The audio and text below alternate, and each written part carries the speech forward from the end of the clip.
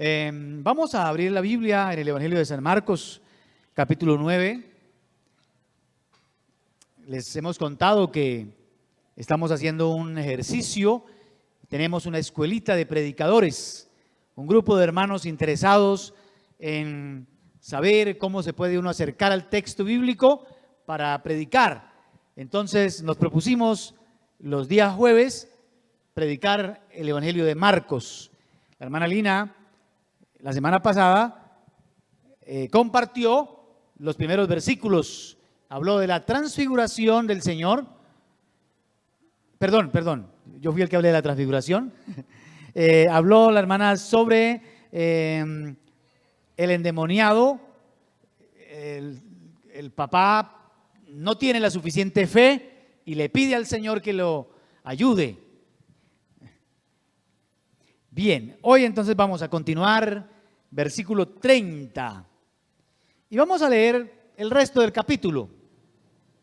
Lógicamente no vamos a detenernos versículo a versículo porque el tiempo no nos da.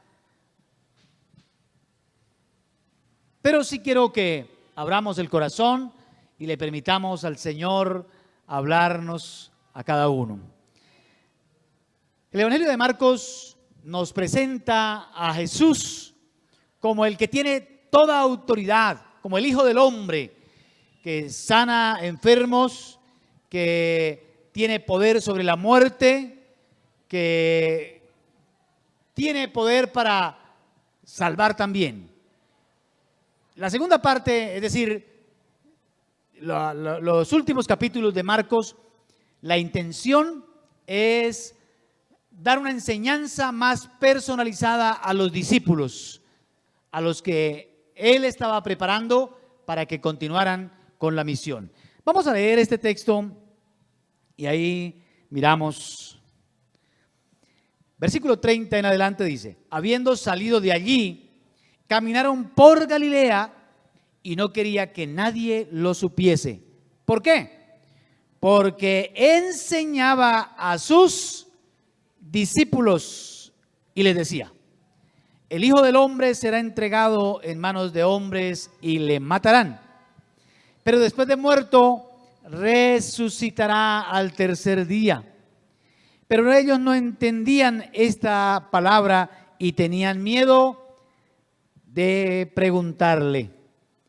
Y llegó a Capernaum, y cuando estuvo en casa les preguntó: ¿qué disputabais entre vosotros en el camino? Mas ellos callaron, porque en el camino habían disputado entre sí quién había de ser el mayor. Entonces él se sentó y llamó a los 12 y les dijo: si alguno quiere ser el primero, será el postrero de todos y el servidor de todos. Y tomó a un niño y lo puso en medio de ellos, y tomándole en sus brazos le dijo: el que reciba en mi nombre a un niño como este, me recibe a mí. Y el que a mí me recibe, no me recibe a mí, sino al que me envió. Juan le respondió diciendo: Maestro, hemos visto a uno que en tu nombre echaba fuera demonios, pero él no nos sigue, y se lo prohibimos porque no nos seguía. Pero Jesús dijo: no se lo prohibáis, porque ninguno que haga milagro en mi nombre, que luego pueda decir mal de mí. Porque el que no es contra nosotros, por nosotros es. Y cualquiera que os diere un vaso de agua en mi nombre, porque soy de Cristo, de cierto digo que no perderá su recompensa. Cualquiera que haga tropezar a uno de estos pequeñitos que creen en mí, mejor le fuera si se le atase una piedra de molino al cuello y se le arrojase en el mar. Si tu mano te fuere ocasión de caer, córtala. Mejor te es entrar en la vida manco que teniendo dos manos ir al infierno, al fuego que no puede ser apagado, donde el gusano de ellos no muere y el fuego nunca se apaga. Y si tu pie te es ocasión de caer, córtalo. Mejor te es entrar a la vida cojo, que teniendo dos pies ser echado en el infierno, al fuego que no puede ser apagado, donde el gusano de ellos no muere y el fuego nunca se apaga. Y si tu ojo te fuere ocasión de caer, sácalo.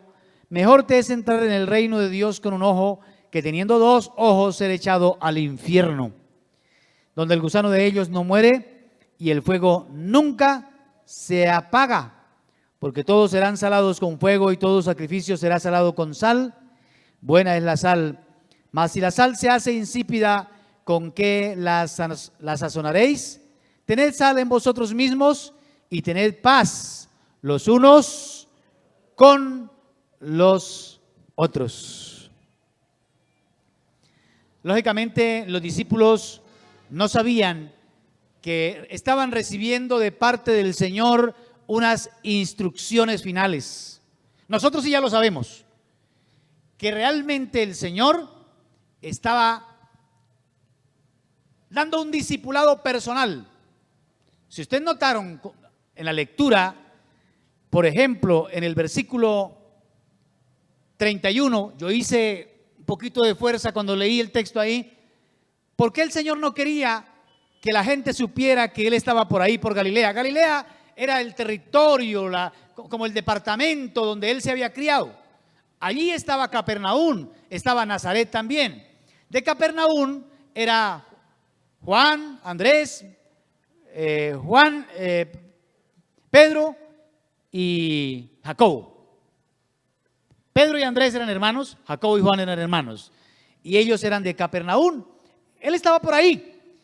Y curiosamente, antes de ir a Jerusalén a morir, porque realmente fue como la despedida de su tierra donde se crió, él está recorriendo, quiere dar a los discípulos instrucciones especiales. Y ustedes miran ahí, versículo 31, porque enseñaba a sus discípulos. Por eso era que no quería que la gente se amontonara. No había tenido de pronto el tiempo y la dedicación para dar unas instrucciones a sus seguidores, a sus creyentes, a sus discípulos. Así que anótese eso. Esto es para los que creemos en el Señor. Si ustedes notan más adelante, en el versículo 33, y luego que llegó a Capernaum, y cuando estuvo en casa, para que ustedes se vayan ubicando dónde sucede todo eso, en el versículo les pregunta, ¿qué disputabais entre vosotros en el camino? Mas ellos callaron, porque en el camino habían disputado entre sí quién había de ser el mayor. Versículo 35 dice, entonces él se sentó. Noten esa actitud, la actitud de un maestro que quiere decir algo importante. Se sienta y llama a los 12, dice ahí, y llamó a los 12 y les dijo.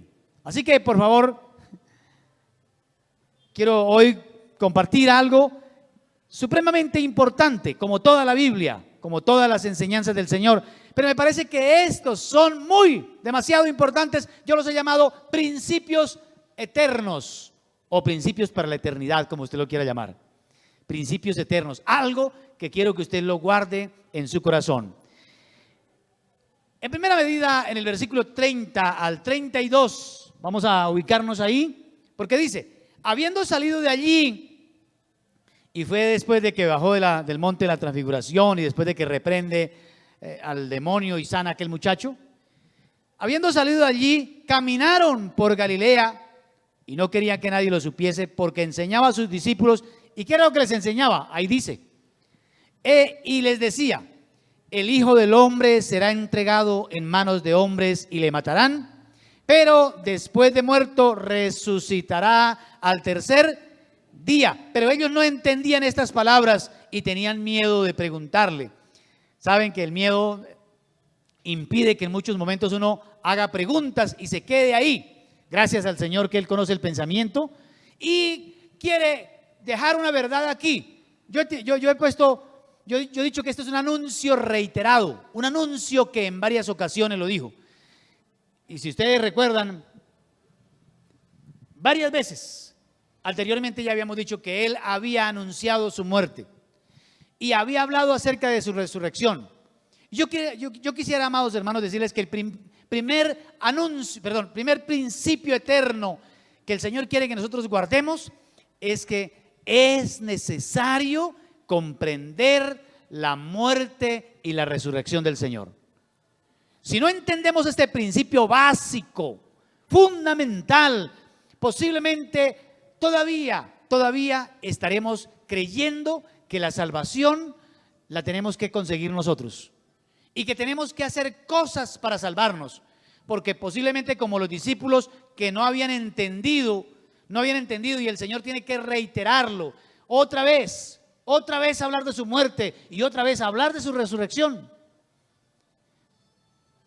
A veces pasa el tiempo, leemos la Biblia, vamos a la iglesia y como que tampoco hemos entendido, amados hermanos, que la salvación es un regalo de Dios para todo aquel que cree.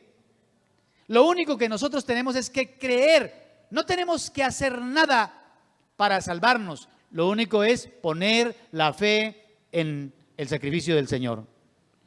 Cuando nosotros creemos que estamos contribuyendo, poniéndole algo, ayudando ahí a la salvación, hermanos, estamos desvirtuando el sacrificio de Cristo Jesús. Yo quiero que entendamos que el sacrificio de Él es suficiente para perdonar pecados y es lo único que puede hacerlo. Tanto es así, amados hermanos, que no hay nada que uno pueda hacer que pueda quitar un pecado, solamente la muerte de Él. Mire, si la salvación se consiguiera yendo a una iglesia, dando diezmos, bautizándose, haciendo obras buenas, el Señor no hubiera venido a morir en la cruz. Él nos hubiera dicho, háganlo, y con eso van pagando la salvación. Un concepto que la gente tiene creyendo de que haciendo cosas se va a salvar. Amados hermanos, y no es verdad. Tenemos que creer absolutamente en Jesucristo como el que murió por nosotros. Ahora, usted dirá, bueno, entonces yo creo y puedo hacer lo que quiera. No, porque lo que uno hace da cuentas de lo que uno cree. Me explico. Todo lo que uno hace descubre qué clase de fe tiene uno. Por eso el Señor Jesús dijo, por sus frutos. Entonces todo lo que yo hago, ahora sí, ir a la iglesia, cantar, aún ofrendar y hacer cualquier otra cosa, yo lo hago como una muestra, como una evidencia de que yo he puesto mi fe absolutamente en Cristo Jesús. ¿Me hago entender, hermanos? Yo quiero apoyarme en unas palabras del apóstol Pablo en Romanos capítulo 10. Lógicamente todo el Nuevo Testamento nos invita a creer. Por ejemplo, San Juan 3:16, que es un versículo que la gran mayoría conoce, porque de tal manera amó Dios al mundo que dio a su Hijo unigénito. ¿Para qué? Para que todo aquel que en Él crea no se pierda, sino que tenga la vida eterna. Entonces yo no canto para ser salvo, yo canto porque ya soy salvo. Yo no voy a la iglesia para salvarme, yo voy a la iglesia porque ya soy salvo. Yo he abandonado el pecado no para salvarme, sino porque ya he sido salvo por la fe en Cristo Jesús. Por favor, Romanos 10, versículos 5 al 11. Los que están anotando ahí, y qué bueno que puedan guardar memorias de... Dice, porque de la justicia que es por la ley de Moisés, escribe así, el hombre que haga estas cosas vivirá por ella. Pero la justicia que es por la fe, dice así, no digas en tu corazón quién subirá al cielo, esto es para traer abajo a Cristo, o quién descenderá al abismo, esto es para hacer subir a Cristo entre los muertos. Mas, ¿qué dice? Cerca de ti está la palabra, en tu boca y en tu corazón. Esta es la palabra ¿de qué? De fe que predicamos, que si confesares con tu boca que Jesús es el Señor y creyeres en tu corazón que Dios lo levantó de los muertos, serás ¿qué? Porque con el corazón se cree para justicia, pero con la boca se confiesa para salvación, pues la Escritura dice, todo aquel que en él, Cristo, que en él creyere, no será ¿qué? ¿No será avergonzado? Romanos 8:1 dice, ninguna condenación hay para los que están en Cristo Jesús. Yo creo, amados hermanos, que el Señor quería no solamente que estos discípulos, estos 12, tuvieran claro, que pudieran entender, amados hermanos, lo importante que es su muerte y su resurrección para poder ser salvos. Es que si no, entonces estamos poniendo o estamos construyendo una casa sin tener cimientos, sin tener fundamentos. El fundamento es Cristo Jesús. ¿Me hago entender, hermanos? Bien. Yo creo que entonces es el primer principio eterno, amados. Tenemos que guardarlo aquí, porque aún los creyentes se confunden. Y por eso es que la gente dice, tal iglesia, mi iglesia salva. No, la iglesia no salva. El único que salva se llama Jesucristo. Es que yo tengo que hacer esto para salvarme. No es verdad. Lo único que tienes que hacer es poner la fe en el sacrificio que hizo el Señor Jesucristo, entregarle su vida a Él y lógicamente Él te va a capacitar para hacer el bien como muestras de que has creído en Él. Bien, hay una segunda cosa que el Señor quería enseñarle a estos discípulos y a partir del versículo 33, como el Señor es maestro y Él aprovecha todas las oportunidades, dice el versículo 33. Y llegó a Capernaum, y cuando estuvo en casa, les preguntó, ¿qué disputabais entre vosotros en el camino? Mas ellos callaron. Antes le dio pena preguntar, o le dio miedo, ahora les dio pena. ¿Por qué? Porque en el camino habían disputado entre sí quién había de ser el mayor. Oiga, el Señor preocupado porque iba a morir, preocupado para que ellos aprendieran que la salvación era por lo que Él iba a hacer, que valoraran su muerte y su resurrección. Oiga, y ellos pensando, ¿quién iba a ser el mayor? Entonces, el Señor dice aquí el versículo 34, mas ellos callaron porque en el camino habían disputado. Versículo 35, entonces Él se sentó y llamó a los 12 y les dijo, y vamos a ver qué enseñanza tan grande. Si alguno quiere ser el primero, será el postrero de todos y el servidor de todos. Yo he llamado esta segunda enseñanza ambición reprobada. Ahora, yo quiero hacer una aclaración antes de continuar. Las ambiciones no son buenas ni malas. Es necesario tener unas ambiciones en la vida, de lo contrario uno nunca va a lograr nada. Pero lo que sí es malo, yo diría, amados hermanos, es la finalidad egoísta que a veces tenemos para conseguir las cosas, ¿no? Y ellos realmente estaban siendo egoístas y el Señor les reprocha esa clase de ambición. Ellos querían tener el control. Bueno, ahora que muera el Señor, porque eso sí lo habían entendido, lo que no habían entendido era que moría para salvar y que ahora a ellos les iba a tocar continuar, eso no lo habían entendido. Entonces digo, bueno, ¿y ahora quién va a liderar el grupo? ¿Quién va a ser ahí el jefe? Y el Señor dice, Señor, mire, si alguno quiere ser el primero, será el postrero de todos y el servidor de todos. La grandeza no consiste en los puestos que uno tenga, sino en la humildad que lo lleva a uno a servirle a los demás. El segundo principio que el Señor quiere, un principio eterno, aquí tiene que ver con la humildad, amados hermanos. El Señor rechaza el egoísmo, rechaza el orgullo y de pronto otras intenciones jactanciosas, y por eso hacemos daño. Nos cega, esto nos vuelve ciegos. Las ambiciones egoístas no nos dejan ver la realidad de la vida, nos vuelve inhumanos. ¿Sabe que lo que nos hace humanos a nosotros es el amor? Hay varias cosas por las cuales la gente se siente muy orgulloso. Número uno, la sangre. La sangre es como el linaje, ¿no?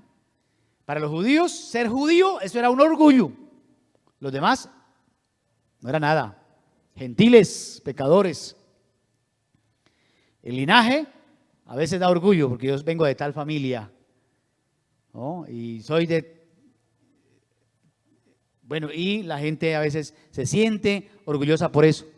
La segunda razón por la cual la gente se siente orgulloso es por el dinero, por lo que tiene. Algunos creen que el dinero puede conceder todos los deseos, como el genio, que da poder, que da muchas cosas. Puede ser. Algunos por el talento, escuchen, por los talentos, las capacidades, los dones que Dios ha dado. Algunos tienen la habilidad para cantar y entonces se hacen famosos.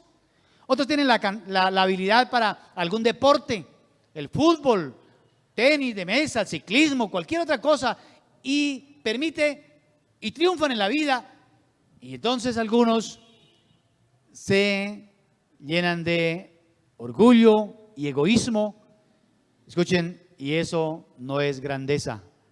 Realmente, amados hermanos, lo que nosotros debemos ambicionar es poder servirle a los demás, poder ayudar al otro. Ese es un principio que tenemos que aplicar en todas las esferas. En el matrimonio, si uno no está pensando en ayudar al otro, va a sufrir. En la familia, si uno no está pensando en cómo ayudar en las labores, cómo se comparte, sufrimos. Tenemos problemas. En una empresa donde hay egoísmo y cada uno tira por su lado y no ha entendido este principio del Señor de que la verdadera grandeza se consigue es en la humildad demostrada en el servicio. Por eso el Señor rechaza esta ambición. Está bien que uno quiera ser el jefe algún día, tener una empresa, terminar una carrera, pero nunca permita que el egoísmo vaya a controlarlo. Al contrario, permita que el amor, ¿y cómo se demuestra que no tiene amor por los demás? Cuando uno sirve. No me diga que usted tiene amor por la gente y nunca le ayuda, nunca hace algo por el otro. No tiene amor, porque el amor siempre hace algo por el otro. Por eso es que la Biblia dice, de tal manera amó Dios al mundo, que hizo ¿qué? ¿Que hizo qué? ¡Wow! Envió a su hijo y él dijo, yo he venido para servir, no vine a que me sirvieran. Y lo demostró, ¿cierto? Hasta entregando la vida. ¿Qué servicio? ¿Qué forma de ayudar? ¿Qué forma de amar? Así que hoy hay un segundo principio eterno, amados. No son los puestos, no es lo que usted pueda hacer por su propio, porque a veces creemos que es por nuestra propia fuerza, ¿no? Es que yo tengo este talento y entonces, no, fue Dios quien se lo dio. Y si Dios le permitió nacer en un lugar, en una familia que tenía dinero, también Dios lo permitió, ¿cierto? Y si le permitió nacer en cierta familia, pues Él lo hizo. Amados hermanos, creo que hay un segundo principio eterno que nosotros tenemos que grabar. El Señor quería que los discípulos lo aprendieran. Y sabe, el Señor eso es un maestro. Dice en el versículo 36, tomó a un niño y lo puso en medio de ellos. Y tomándole en sus brazos. A ver, ¿recuerdan cómo estaba él? Él estaba sentado. Imagínense a él sentado. Y acerca a un niño y lo toma en sus brazos. Quiere decir que posiblemente lo sentó en sus piernas y lo abraza. Qué ternura, ¿no?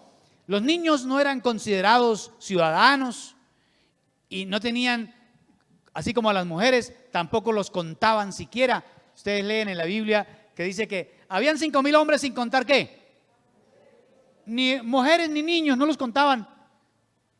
Y el Señor dice, óigame, es que yo me parezco más al débil, a lo que ustedes no creen, que tiene valor, yo lo considero valioso. Y aquí dice que toma a un niño, lo pone en medio de ellos, tomándole en sus brazos, dijo, el que reciba en mi nombre a un niño como este, me recibe a mí. Y el que a mí me recibe, no me recibe a mí, sino al que me envió, es decir, al Padre. Recibir a alguien pequeño que nosotros consideremos, amados, es realmente ayudar o recibir al Señor Jesús. La gente diría, wow, si usted quiere tener méritos, mire, haga algo por el fulano de tal, ¿no? Para que lo recompensen. No, por el pequeño. Porque, amados hermanos, servir siempre es considerar al otro grande, hermanos amados. Bien, ahora, por último, a partir del versículo 38, hay una tercera cosa y tiene que ver con las actitudes. El Señor aprovecha cualquier cosa para enseñarle. Pero mire, Juan le da una oportunidad preciosa al maestro para enseñar algo. Mire que el Señor está diciendo, óigame, el que quiere ser grande tiene que ser el servidor. Y dice aquí el versículo 38, Juan le respondió diciendo, maestro, hemos visto a uno que en tu nombre echaba fuera demonios, pero él no nos sigue y se lo prohibimos porque no nos seguía. Posiblemente estaba tratando de desviar la atención del Señor, porque cuando le hablan de los errores de uno, a veces es mejor decir, bueno, ¿y aquel qué? ¿Y ese por qué no? ¿Cierto? Como no le podían decir, bueno, Señor, pero es que usted también, no, como no le podían decir él, porque él no tenía errores, ni pecado, ni nada que señalarle. Pero Juan trae a la memoria, wow, vimos a uno que en tu nombre echaba fuera demonios, pero él no nos sigue. Y se lo prohibimos porque no nos seguía. Y el Señor le dijo, no se lo prohíban. Y le da dos razones por las cuales no se lo debían prohibir. Y la primera razón es porque no haya alguien que tenga la fe suficiente en Cristo para hacer un milagro que después hable mal del Señor. Oiga, este hombre que habían visto tenía fe para expulsar demonios. ¿Ustedes se acuerdan cuál fue el regaño de la predicación pasada? Que no tenían fe para echar fuera demonios. Pero este sí. Lo que pasa es que los discípulos, oiga, cuando uno se centra en uno, se vuelve egoísta y tiene ambiciones egoístas, oiga, se vuelve intolerante y no acepta a los demás. Ni de pronto es capaz de aceptar que los demás también tienen ministerios de parte del Señor. ¿Cierto? Vuelvo a repetir. Como ellos estaban con una ambición egoísta y el Señor les dice, no, esa no es la forma, ese no es el camino es la humildad, el amor. Entonces ellos mencionan ese caso, pero lo que hace es descubrir que ellos estaban siendo intolerantes. A veces porque la gente no viene a la misma iglesia que la mía, entonces no es cristiano. Pero está predicando el evangelio y está echando fuera demonios también. Entonces, ¿qué tenemos que hacer? Amarnos, ¿cierto? Y aceptarlo. Y el Señor dijo, no se lo prohíban. Porque no hay nadie que hable de mí o que eche fuera demonios en mi nombre que luego hable mal de mí. Y yo creo que aquí hay una invitación a la tolerancia. Debemos ser tolerantes. Esas son actitudes que debemos desarrollar. Oiga, el Señor ya iba a morir. Y está bien, los fariseos eran opositores tremendos, pero este muchacho o esta persona, no sabemos si era joven o era un hombre. Este hombre era creyente en Jesús. No sabemos las razones por las cuales no estaba siguiendo al Señor, pero estaba sirviendo.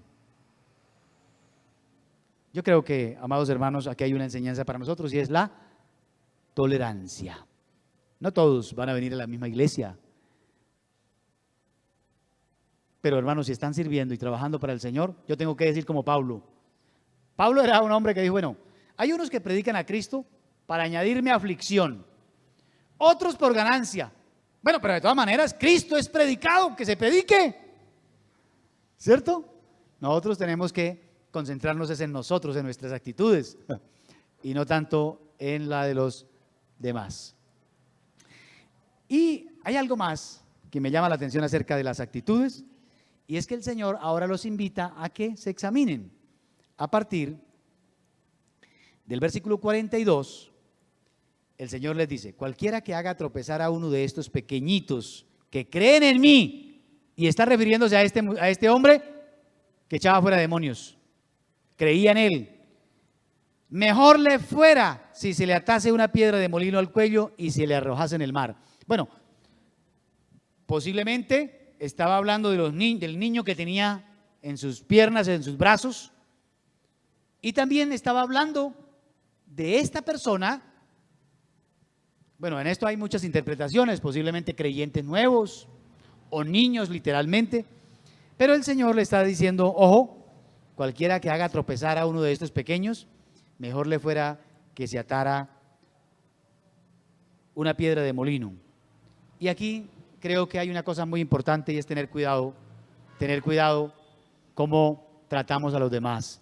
No vaya a ser que por nuestra culpa alguien se pierda, que hagamos tropezar a alguien.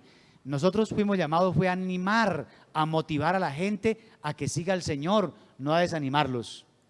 Tengan mucho cuidado. Y luego sigue, pues no me voy a detener aquí, pero luego dice en el versículo 43, si tu mano te es ocasión de caer, córtala.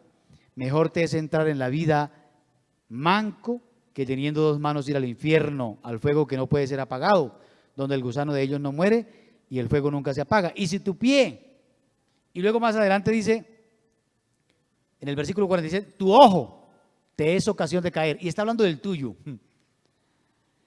Lógicamente hay varias interpretaciones de qué significa eso de si tu mano, si tu pie, si tu ojo te es ocasión de caer. Algunos lo han tomado literal, ¿no? Y no es literal. Algunos comentaristas dicen que cuando habla de la mano simboliza las acciones nuestras. Cuando habla de los pies, posiblemente está hablando del andar diario. Y que cuando habla de los ojos, posiblemente está con lo que uno desea, porque con los ojos uno observa y desea. Si algo de eso te es ocasión de caer, córtalo, porque es mejor entrar sin eso que estando completo ir al infierno. Ahorita vamos a hablar un poquito acerca de eso. Otros comentaristas dicen que el Señor estaba hablando de gente que se convierte como en la mano derecha de uno. O hay gente que es la que decide como lo que uno hace, como el pie. Hay otros que son como el ojo, que ven por uno. Son muy importantes en la vida, pero si esas personas, pueden ser familia, puede ser el parentesco que tenga, la afinidad que tenga, pero si es ocasión de caer, córtalo. Dije que había varias interpretaciones de esto. Realmente no podemos saber con certeza a qué se refería el Señor cuando dijo que si tu mano o tu pie o tu ojo te es ocasión de caer. Pero lo que sí el Señor estaba diciendo es que es mejor quitar todo obstáculo que nos impida a nosotros entrar al cielo. Porque hay una realidad y es otro lugar llamado el infierno. Y aquí en 3 ocasiones lo mencionan. Hay muchos que dicen que el infierno no existe, que el infierno es para el que se va muriendo. Pero el Señor habló de un infierno y aquí en este pasaje habla del tormento. Es más, hasta describe cosas de allí. Si usted mira, por ejemplo, en el versículo 43, fuego que no puede ser apagado, donde el gusano de ellos no muere y el fuego nunca. ¿Sabe por qué hablo de que el fuego nunca se apaga? Porque es que infierno aquí está refiriéndose a un lugar en las afueras de Jerusalén que utilizaban, era el Gehenna, que utilizaban para quemar la basura y todos los restos, todo lo inmundo lo llevaban y lo quemaban. Pero ese fuego se apagaba y lógicamente era un lugar putrefacto y había gusanos. Pero cuando no quemaban o cuando quemaban muy bien, pues los gusanos también se morían. Y el Señor se refiere a ese lugar y compara el infierno, pero a diferencia, el fuego del infierno no se apaga y el gusano de allí no muere. Es decir, el Señor está diciendo, va a haber un lugar para quemar y un lugar para tormentos, pero ese lugar no se va a apagar. Más adelante vuelve a repetir donde el fuego no puede ser apagado y donde el gusano no muere y el fuego nunca se apaga. Y eso lo repite en las 3 veces que lo menciona. Amados hermanos, yo creo que hay una tercera enseñanza aquí, y es que en vez de estar mirando a los demás, tenemos que mirarnos nosotros. ¿Cómo estamos caminando nosotros? ¿Cómo están nuestras actitudes, nuestras acciones? ¿Cómo están nuestros deseos? ¿Qué es lo que estamos haciendo? Posiblemente estamos mirando al hermano que echa fuera demonios. Pero es que mire, ese hermano no es tan espiritual. Mire ese, ¿cierto? Mire, vive predicando el evangelio, pero no vive. Y el Señor dice, bueno, déjenlo, no se lo impidan, no, déjenlo tranquilo, sean tolerantes. Pero en vez de eso, miren más bien ustedes. Si tú, la mano tuya, el pie tuyo, el ojo tuyo, tus acciones, tus deseos, tus actitudes o su forma de comportarse no es correcta, es mejor que vaya quitando eso que andar criticando. Amados hermanos, yo creo que este pasaje a mí, en lo personal, me bendice porque hay 3 cosas que el Señor quiere que yo recuerde. Número 1, lo importante que es su muerte. Número 2, lo importante que es el amor demostrado en servicio. Y número 3, muy importante, revisar nuestras actitudes. Por eso lo llamé actitudes sugeridas, ¿cierto? ¿Cuál es la actitud que el Señor quiere? En vez de mirar a los demás, mire hacia adentro. Quiero terminar y creo que el versículo 49 y 50 nos cierra aquí. Porque todos serán salados con fuego y todo sacrificio será salado con sal. Buena es la sal, mas si la sal se hace insípida, ¿con qué la sazonaréis? Tened sal en vosotros mismos y tened paz los unos con los otros. Mire, ellos no tenían paz ni entre ellos, vivían peleando. Y luego le estaban prohibiendo a una persona echar fuera demonios. Entonces el Señor los invita más bien a la reconciliación, a la paz. Y le dice, tengan sal. En otro pasaje de Mateo, específicamente, habla un poco acerca de lo que significa, o este pasaje de la sal. Creo que nosotros somos la sal de la tierra y somos también la luz del mundo. Y hermanos, si los creyentes, si los seguidores, los discípulos de Cristo, no podemos, número 1, entender lo valioso que es el sacrificio de Cristo, si no podemos servir a los demás y no podemos hacer cambios de nuestro corazón, entonces, ¿para qué sirve la sal? Oremos por un momento. Señor, yo te agradezco porque sé que en cada palabra que tú nos mencionas hay amor y un deseo que nosotros podamos entenderte, entender todo lo que hiciste, estas enseñanzas que trascienden, que son principios para la vida, para la eternidad. Yo te alabo y te doy muchas gracias por tu sacrificio. Te doy gracias por tu ejemplo. Te doy gracias por cada enseñanza que nos has dado. Y te ruego que nos ayudes a recordarla siempre. Oro por cada creyente para que podamos hacer la obra que nos has encomendado y podamos dejar a los demás que también hagan la parte que les corresponde o que les fue asignado. Enséñanos a ser tolerantes, enséñanos a servir, enséñanos, Padre, a revisar nuestro corazón. Yo te lo pido, Dios mío, en este tiempo de dificultades, en este tiempo de angustia para muchos, que podamos descansar en tus promesas, en tu palabra. Señor, muchas gracias. Amén.